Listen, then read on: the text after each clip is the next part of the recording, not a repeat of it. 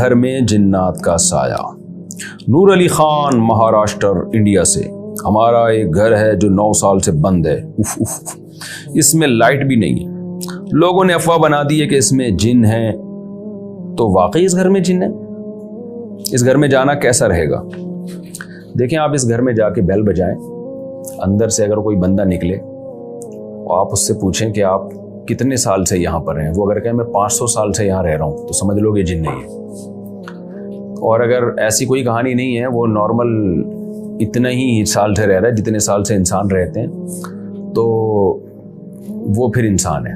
یہ تو خیر میں نے ویسے ہی چٹکلا سنایا آپ کو، لیکن آپ یہ بات دماغ سے نکال دیں، نور علی خان، کہ وہاں جنات ہیں۔ میں بہت دفعہ انسان کو وہم ہو جاتا ہے اور پھر اس کو نظر آنے لگتی ہیں چیزیں۔ 9 سال سے بند ہیں یا 18 سال سے بند ہیں، ایسی کی تیسی، آپ جاؤ، دروازہ کھولو، گھر کی دھلائی کراؤ اور دماغ سے نکال دو۔ باقی ویسے برکت کے لیے رقیہ کر لینا چاہیے۔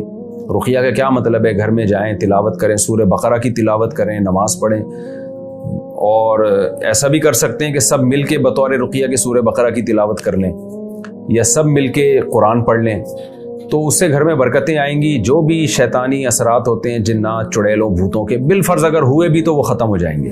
تو کانفیڈنٹ رہیے اور ان باتوں کو دماغ میں نہ لائیں، کیونکہ ایک دفعہ دماغ میں یہ بات بیٹھ گئی نا، تو جن نہیں بھی ہوتے تو نظر آنا شروع ہو جاتے ہیں انسان کو۔ تو احتیاط اسی میں ہے کہ جا کے دھلائی کریں، پاک صاف کریں گھر کو، اور جا کے وہاں پر یہ اس طرح قرآن خوانی کر لیں۔ وہ نہیں قرآن خوانی جیسی آج کل ہوتی ہے، بس چند بچوں کو لایا، پیسے پکڑائے، اور وہ تو خود کر لیں، یا سورہ بقرہ کی تلاوت کر لیں وہاں جا کے بلند آواز سے، تو کوئی اثرات ہوئے بھی تو انشاءاللہ ختم ہو جائیں گے۔